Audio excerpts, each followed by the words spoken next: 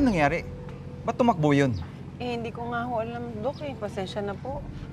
Ninang, sigurado po ba kayong nasa kanya po yung cellphone ni tatay? Kanina may hawak po siya para may pinapanood po siya sa cellphone. Di kaya kay tatay po yun?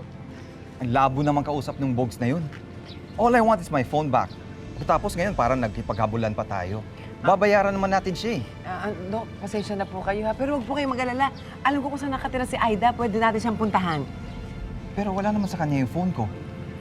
Pero at least po tayo, pwede niya po tayong tulungan. Pwede niya pong sabihin kung ba't bigla pong tumakbo si Kuya Bogs, di ba? Pwede naman. Puntahan natin. Willing naman ako magbayad eh, kahit magkano. Talaga po, Dok? Kahit magkano? Of course. If that phone can help me recall yung memories na nawawala sa akin, I'm willing to pay for it. Dok, halika na ho. Puntahan na natin ngayon na. Tara. Halika na. So, nag-usap si Carlos at si Doc Lindon? At nangako si Lindon na hindi na daw siya magsasalita? Yun na yun? Tatahimik na tayo? Ganun lang? Ma'am, can you please give him a break? Baka nakakalimutan mo. Ikaw ang dahilan kung bakit nabaril si Doc Carlos. Oo na, nandun na tayo. But hindi naman ako pwedeng manahimik based on Lindon's promise, di ba? So, ano gagawin mo? Ha? Ipapapatay mo pa rin siya? Mami, I'm warning you, Kapag may nalaman akong may ipagawa ka pa kay Doc Lindon, I will completely cut ties with you. Wala akong nanay na kriminal. At pwede ba? Tigil-tigilin mo na ngayon pakikipag-usap dyan sa balahadya na yan. Huwag ka nagpapa-impluensya dyan. Alam mo siya yung sumisira sa atin, eh. For Pete's sake, Mom, is it possible for us to have peace of mind? Kahit sandali lang. Okay, fine. Panghahawakan ko yung pangako ni Carlos. Sana nga matapos na itong lahat. Kahit di naman ako, gusto ko ng katahimikan.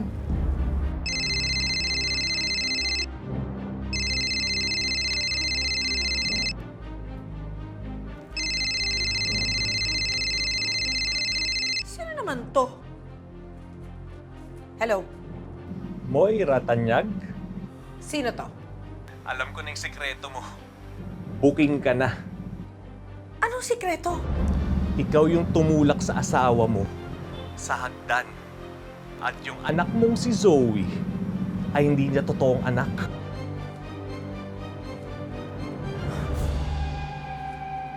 Alam mo kung sino ka man, hindi ako naniniwala sa mga pinagsabi mo. Wrong number ka. Anong wrong number? Kilala ko si RJ Tanyag at nasa akin yung cellphone niya. Kaya nga nakuha ko yung number mo eh. Di ba ikaw yung asawa niya? Si Moira. At kayo yung may-ari ng Apex. Ano? Hindi ka pa ba naniniwala? Madali namang malaman yung lahat eh. Mag-search ka lang sa internet. Pati ba yung aksidente ng asawa mo na ikaw yung may kasalanan? Nasa internet?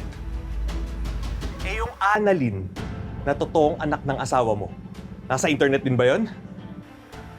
Lalo na yung Zoe na hindi pala totoong anak ng asawa mo. Hindi ka pa ba nagtataka? Bakit nalalaman ko lahat ng ito? May selfie video ang asawa mo dito sa cellphone na hawak ko na pagmamay-ari niya. Alam kong nakalimot siya dahil sa aksidente. Kaya sigurado ako, kapag napanood niya lahat ng ito, ay babalik lahat ng alaala niya. So paano ka na ngayon, Moira? Ano? Endgame ka na? Mami, sino ba yung kausap mo? Sige nga, padala mo sa akin yung video na yan. Ano ako, bali? Ibibigay ko to sa asawa mo.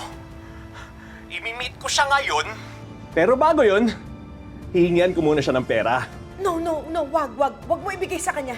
Ako na lang magbibigay sa'yo ng pera. O ano? Nataranta ka ngayon? Ha? Magkano kailangan mo? 50,000. 100,000. Okay na yon. Madam! Ang cheap mo naman! Maghanda ka ng 1 bilyon. Hello? Sino to? Anong pangalan mo? Mami, sino ba yun? Bakit may perang involved? Bakit pa kasi? Lumitaw yung cellphone na yan eh. Hindi kita maintindihan. Ano ba yun? Sino ba yun?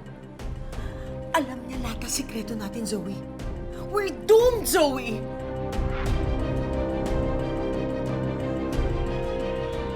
Oh, hindi mo binawas yung isandang kahapon. Kulang pa nga yung binayad 350 na lang yan. Aida! Mamaya na ako, mamaya na ako. Aida!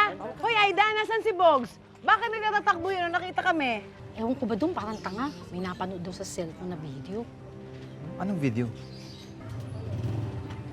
Namumukhaan kita. Teka.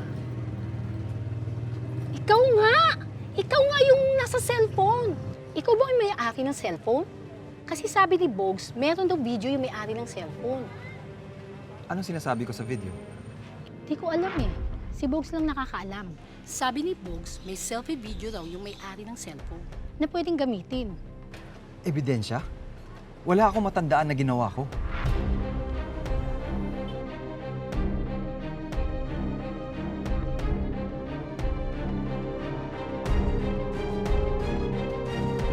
Hindi pwedeng mapunta sa daddy mo yung cellphone na yun. Maniniwala ka dun sa tumawag sa'yo? Paano kung sinascam ka lang nun? Zoe, alam niya tungkol sa aksidente ng daddy mo. Alam niya na hindi ikaw ang tunay na anak ni Robert at si Annalyn yun. That is not a scam. Those are all our secrets na tinatago natin sa lahat, lalong-lalo na kay Robert. So ano, kakagatin mo yun? I don't have a choice. I can't waste any more time. Baka lalong mapunta sa daddy mo yung cellphone na yun. I have to act fast.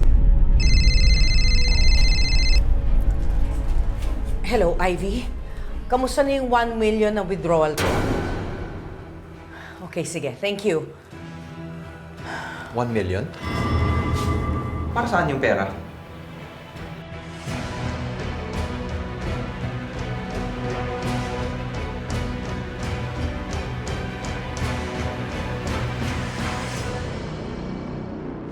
Pwede kayang makuha na namin yung cellphone?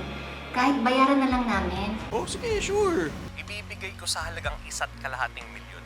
1.5 million. Ang sabi kasi ni Bogs na meron daw importanteng laman yung cellphone na yon na makakatulong kay Annalyn. Kung gusto mo man po ituloy, may nakausap na po ako. Tutulong po siya sa atin. Dala ko na ang pera. 1.5 million. This may be against Zoe and Moira, but I need to know the truth. O ano? Ready ka na ba? Oo, nasa akin na yung pera. Sa tayo magkikita? Anong oras? Ano ang laman ng lumang cellphone ni RJ?